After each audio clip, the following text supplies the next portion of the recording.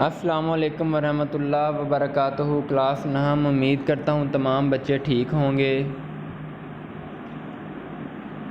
بیٹا آج 24 جولائی 2020 بروز جمعۃ المبارک،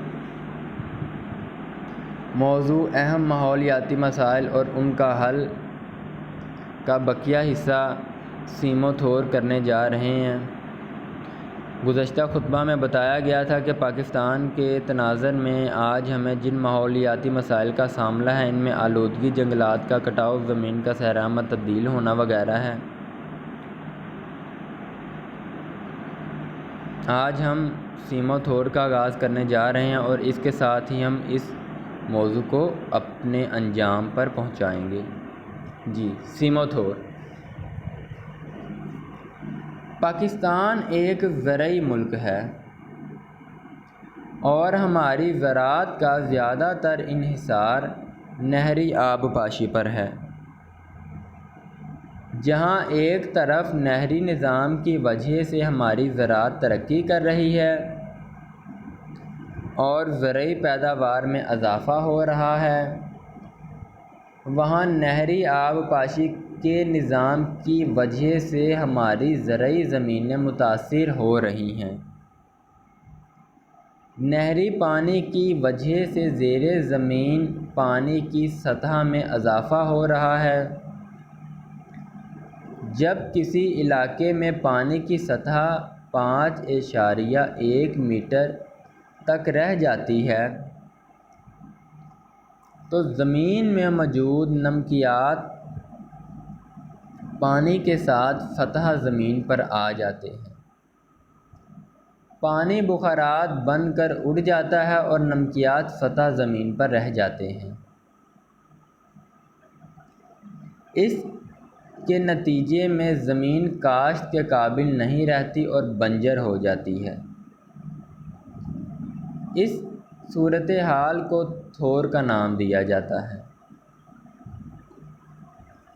بیٹا دوبارہ بتاؤں تو اس پیراگراف میں سادہ الفاظ میں یہ بات بیان کی گئی ہے کہ پاکستان ایک زرعی ملک ہے اور زراعت کا زیادہ تر انحصار نہری آبپاشی پر ہے۔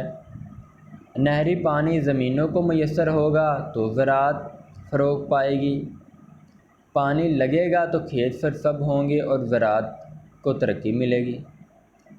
اب جہاں ایک طرف نہری نظام ہماری زرعی ترقی کی وجہ بنتی ہے، دوسری طرف ہی زرعی پیداوار میں اضافہ بھی ہوتا ہے۔ اسی کے ساتھ بیٹا نہری آبپاشی کے نظام کی وجہ سے ہماری زمینیں متاثر بھی ہو رہی ہیں۔ کیسے؟ نہری پانی کی وجہ سے زیر زمین پانی کی سطح میں اضافہ ہو رہا ہے، یعنی کہ جو زمین کا پانی ہے وہ بلندی پر آ رہا ہے۔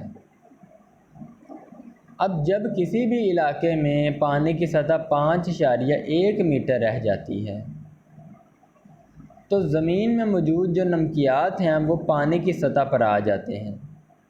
پانی تو آبی بخارات بن کر اڑ جاتا ہے، نمکیات باقی رہ جاتی ہیں۔ اس سلسلے میں زمین کاشت کے قابل نہیں رہتی اور نتیجتاً بنجر ہو جاتی ہے۔ اس صورتحال کو تھور کا نام دیا گیا ہے۔ آگے آئیں۔ سیم و تھور والی زمین میں سوڈیم اور حل پذیر نمکیات دونوں کی مقدار بڑھ جاتی ہے۔ یہ حالت کلر کہلاتی ہے۔ کلر نہیں بیٹا، کلر۔ کلر سے متاثرہ زمینوں میں گھاس کی اقسام مثلاً کلر گھاس، برمودا گھاس، سوڈان گھاس وغیرہ اور چارہ جات مثلاً جنتر، برسیم، لوفرن اور باجرہ وغیرہ کاشت کر کے زمین کو قابل کاشت بنانے کے ساتھ ساتھ اس سے اچھی پیداوار بھی حاصل کی جا سکتی ہے۔ بعض اوقات زیر زمین پانی کی سطح مزید بلند ہو جاتی ہے اور پانی زمین کے مساموں سے گزر کر زیادہ مقدار میں سطح زمین پر آ جاتا ہے اور زمین دلدل بن جاتی ہے۔ اس کو سیم کا نام دیا جاتا ہے۔ بیٹا سیم اور تھور میں آپ کو فرق پتہ چل گیا۔ تھور پیچھے بیان کی گئی ہے کہ جب پانی 5.1 میٹر تک رہ جاتا ہے، مگر سطح زمین پر نہیں آتا، سطح زمین پر نمکیات آتے ہیں، نمکیات میں موجود پانی بخارات بن کر اڑ جاتے ہیں اور باقی پانی بخارات بن کر اڑ جاتا ہے اور جو نمکیات ہے وہ تھور کا باعث بنتے ہیں۔ اب سیم کیا ہے؟ سیم یہ ہے کہ پانی جب 5.1 میٹر سے بھی بلند ہو کر بالکل سطح زمین کے اوپر آ جاتا ہے اور زمین کے مساموں سے گزر کر زیادہ مقدار سے زمین پر آ جاتا ہے تو زمین دلدل بن جاتی ہے۔ اس دلدل کو سیم کا نام دے دیا جاتا ہے اور اس حالت میں بھی زمین بنجر ہو جاتی ہے، کاشت کے قابل نہیں رہتی۔ پاکستان میں کافی زرعی زمینیں سیم و تھور کا شکار ہو کر اپنی پیداواری صلاحیت کھو چکی ہیں۔ ان زمینوں کو مندرجہ ذیل طریقوں سے دوبارہ کاشت کار بنایا جا سکتا ہے۔ آئیے یہ طریقے بہت اہم ہیں، 3 طریقے بیان کیے گئے ہیں۔ 1، تھور کا شکار زمینوں میں کلر گھاس لگائی جا رہی ہے جس سے زمین کو قابل کاشت بنایا جا رہا ہے۔ کلر گھاس لگے گی تو پانی کی تعداد سطح زمین سے نیچے جائے گی، گھاس بڑھے گی، پانی میں کمی آئے گی تو رفتہ رفتہ زمین کاشت کے قابل ہو جائے گی۔ دوسرا نقطہ،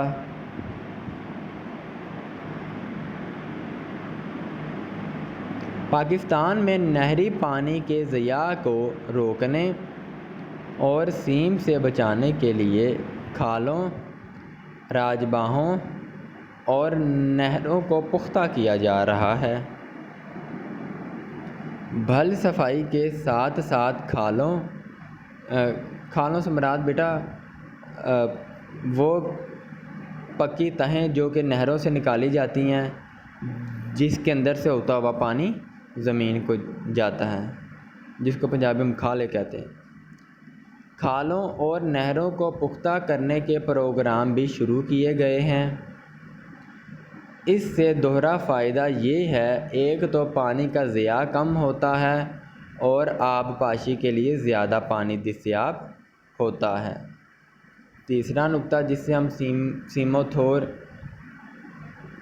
والی زمین کو زرخیز کر سکتے ہیں، سیم و تھور زدہ علاقوں میں ایسے درخت لگائے جا رہے ہیں جو زیادہ سے زیادہ پانی جڑوں کے ذریعے جذب کر کے فضا میں پہنچا رہے ہیں۔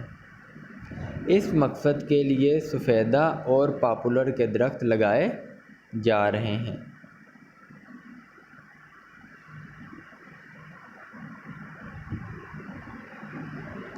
بیٹا آج کا آپ کا موضوع اپنے اختتام کو پہنچا۔ انشاءاللہ نئے خطبہ میں ہم پانی، زمین، نباتات اور جنگلی حیات کے بچاؤ میں حائل مشکلات کا مطالعہ کریں گے۔ آپ کا آج کا کام سیم و تھور، آج کا آپ کا موضوع انتہائی مختصر گزرا ہے، بس آپ سے درخواست ہے کہ سیم و تھور کو یہ جو آپ کے سامنے صفحہ پر موجود آج کا موضوع ہے اچھی طرح یاد کریں۔ سیم کیا ہے، تھور کیا ہے آپ کو بتایا گیا ہے، اس کو ذہن نشین کریں، رٹنے سے گریز کریں، سمجھنے پر توجہ دیں۔ اس کے ساتھ 3 طریقے بیان کیے گئے ہیں جس سے کہ سیم و تھور سے چھٹکارا پایا جا سکتا ہے۔ ان 3 طریقوں کو بھی ساتھ لکھیں۔ میں محمد رمضان اسی کے ساتھ آپ سے اجازت چاہتا ہوں۔ اپنا خیال رکھیں، خوش رہیں، آباد رہیں۔